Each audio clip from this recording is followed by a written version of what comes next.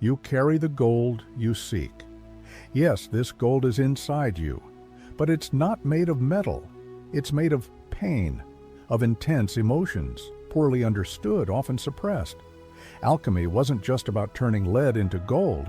It was about transforming suffering into personal power. But how exactly does this happen? And what does Carl Jung have to do with all this?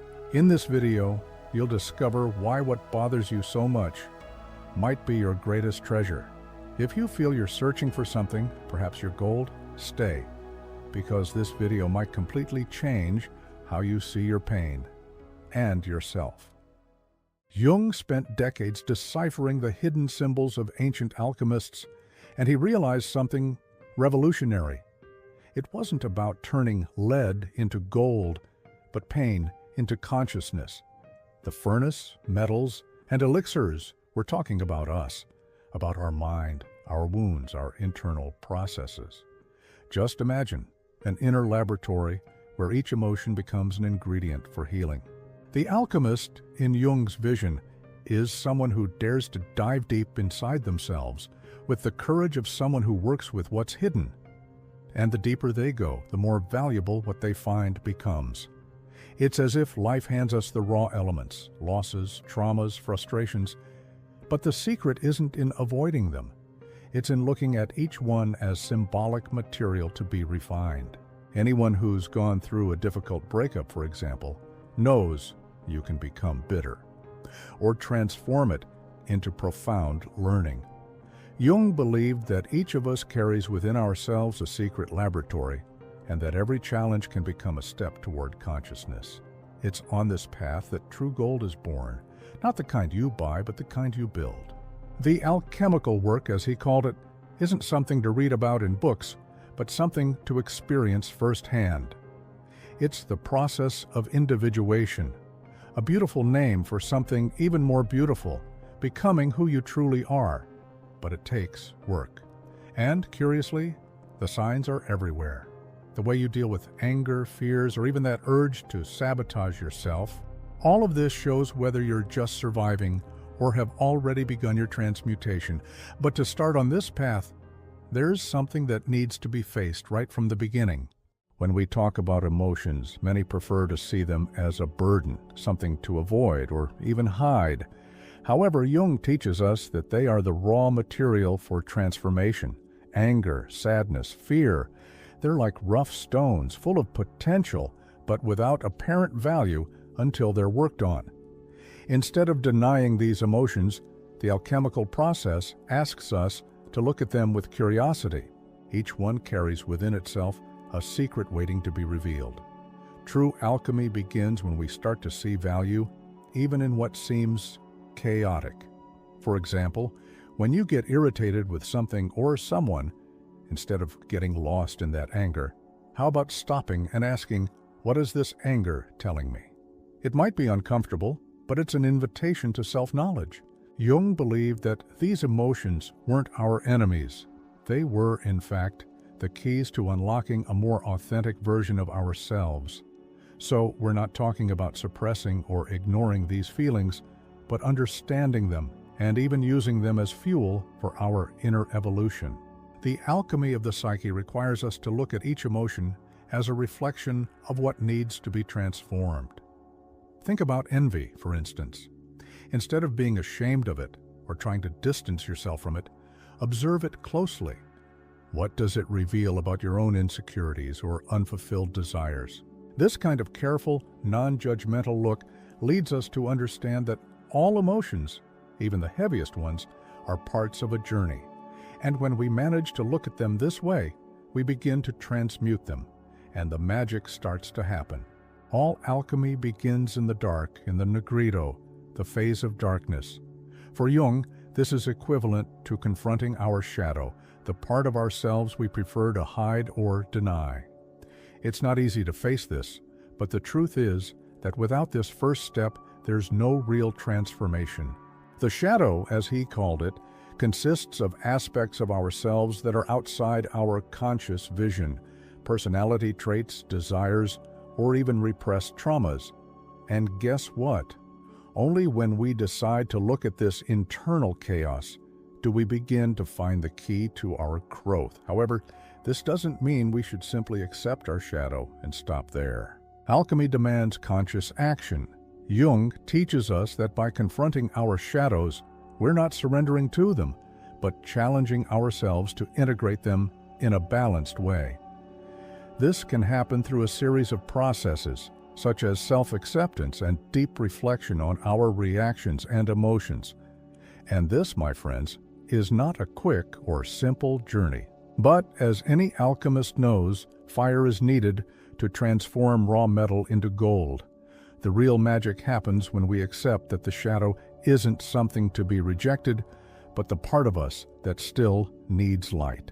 And since the shadow often hides in the most difficult emotions, confronting it isn't just a matter of looking at the dark sides of our psyche, but understanding that this process makes us more whole. As we travel this path of darkness, our true strength begins to reveal itself, and the potential for change opens up in a way that previously seemed impossible. The alchemical journey isn't a straight line. It's a passage through various phases, and the first is nigredo, the phase of darkness. But the alchemical process isn't limited to this somber beginning. Next comes albedo, where purification begins, like a soft glow after the storm.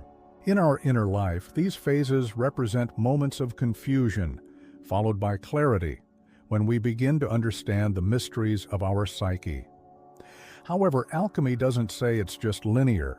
You might be in albedo in some areas of life and in nigredo in others, and that's okay. A good way to understand this is to realize that the alchemical phases are like the natural evolution of mind and soul. The citrinitas, for example, emerges when the light of consciousness begins to illuminate deeper areas of our psyche. It's like an awakening moment where the puzzle pieces start to fit together.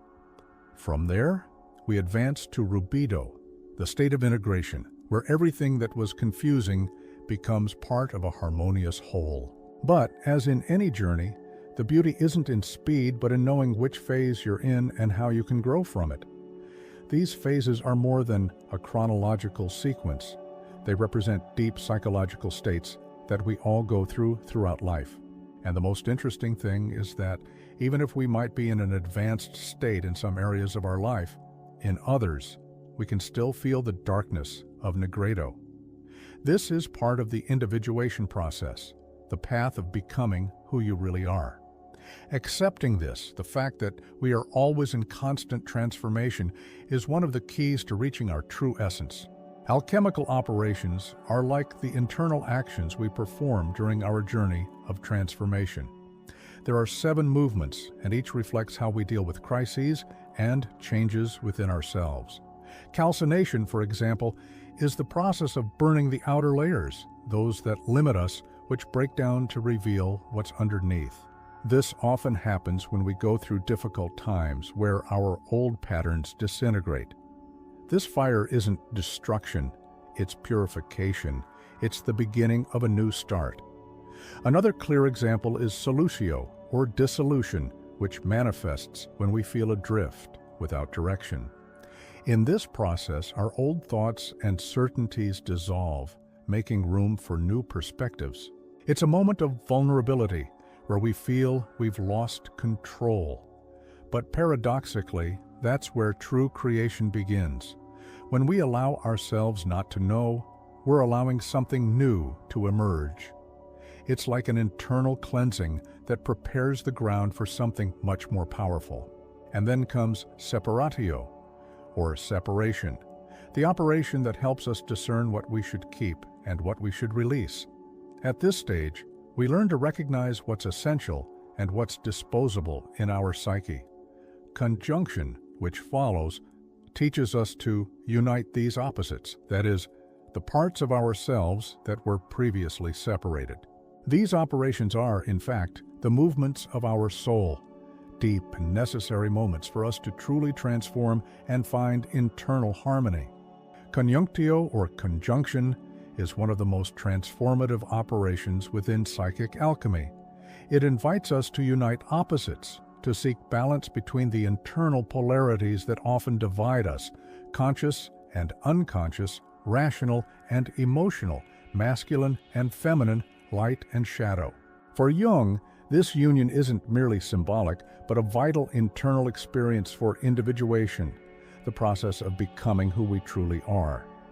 It's not about eliminating opposites, but integrating them, because it's precisely in their union that our true strength emerges. This requires courage, as we often need to confront the aspects of ourselves that we most reject. For example, when we think about our own shadow, that part of us that avoids the light, that hides undesirable aspects, it's right there that alchemy begins. The challenge lies in embracing these parts and not trying to deny or correct them. By doing this, we begin to gather our strengths rather than dispersing them. The opposite of shadow isn't light, but the acceptance and integration of all aspects of our psyche. This is what makes us complete, and consequently, more powerful. Mortificatio, mortification or putrefaction, symbolizes the necessary death for rebirth. On a psychic level, this operation occurs when we let go of old beliefs, patterns, and aspects of our personality that no longer serve us. It's the process of emotional and psychological decomposition, where we face pain, suffering, and loss, accepting that finitude is part of our transformation process. Without this symbolic death, there's no space for the new.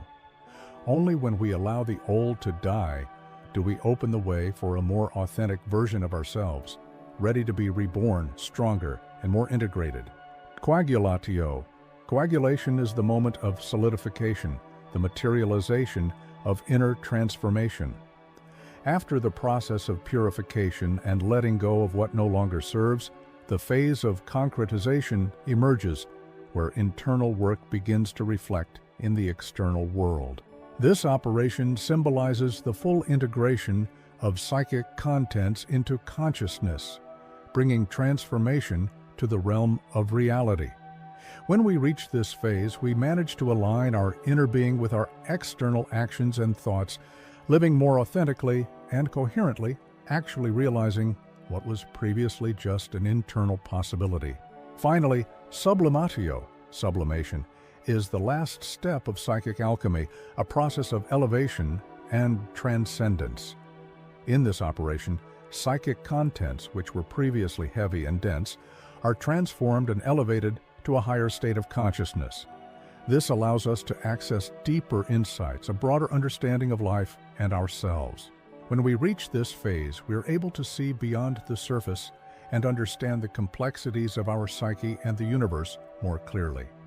Sublimation represents the ascension to wisdom, the integration of deep knowledge that guides us on our journey of individuation. The philosopher's stone, so pursued by alchemists throughout the centuries, isn't a physical object, but a powerful symbol of inner wholeness. For Jung, it represents the culmination of the individuation process, the moment when we integrate all parts of ourselves and become complete. Unlike the popular idea of a stone that transforms metals into gold, the true magic here is in the internal transformation, where we find our own gold. It's as if we first had to reconcile with the parts of ourselves that were neglected or rejected throughout life. For example, by working on our shadow and unacknowledged emotions, we begin to realize that true wealth isn't in external achievements, but in the depth of our being. The philosopher's stone is then the symbol of this discovery. It's the gold we're really looking for, self-knowledge and inner peace. This is a gradual process where, with each step, we unveil more of ourselves. As we progress, our ability to deal with life's challenges becomes more refined, wiser. This gold, or the true wealth of life, emerges when we finally manage to integrate the polarities of our psyche, when we accept our humanity in its totality. The philosopher's stone reminds us that true transformation is internal, and that only when we allow ourselves to be whole with all our aspects do we find our true strength.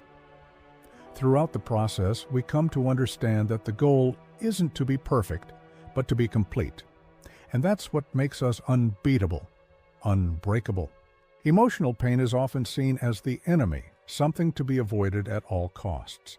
However, in psychic alchemy, it's understood as the necessary heat for the transmutation process.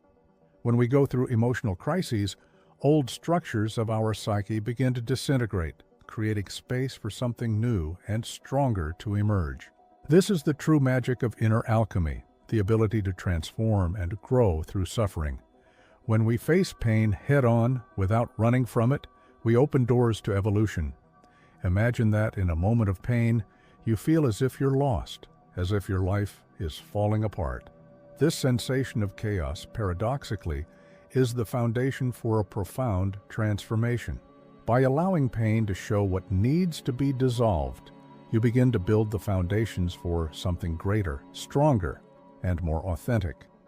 The crisis isn't an end, but the beginning of a new stage in the journey of individuation, where you become more aware of the parts of yourself that need to be transmuted.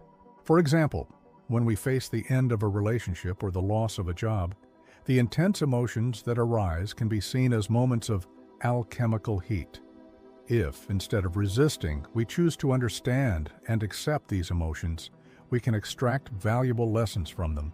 It's in this process of emotional dissolution that a new version of ourselves begins to form. The secret lies in not running from pain, but using it as a tool for internal transformation. Alchemy isn't an extraordinary event that happens once in a lifetime, but rather a daily practice, a constant search for transformation. Each choice we make, each thought we observe, and each moment of introspection are parts of this alchemical process. There's no separation between normal life and individuation. Everything is an opportunity to integrate more of ourselves. Alchemical work doesn't require great feats, but presence and courage to face our own internal challenges. Often we feel incomplete, as if something is missing for our fulfillment. However, the true secret is realizing that the gold is within us, in our capacity for self-understanding and evolution. The magic isn't in something external, but in the deep work of integrating all facets of our psyche, which allows us to access the true wealth, self-knowledge. This inner gold is the key to true enlightenment. When we awaken to who we are, without illusions or external expectations, we find true freedom. The alchemical journey isn't about what we possess, but about connecting with our deepest being, living with authenticity and power. When we manage to do this, life becomes a purer expression of our essence. Now that you understand the process, the question is, what will you do with this knowledge? Will you continue fighting against your emotions or start transmuting them? Which part of your shadow is asking to be seen? What inside you is ready to die for something new to be born? Transforming pain into personal power isn't easy, but it's possible. And maybe that's exactly what your soul needs right now. If this touched you in some way, comment below. What was the most revealing part for you?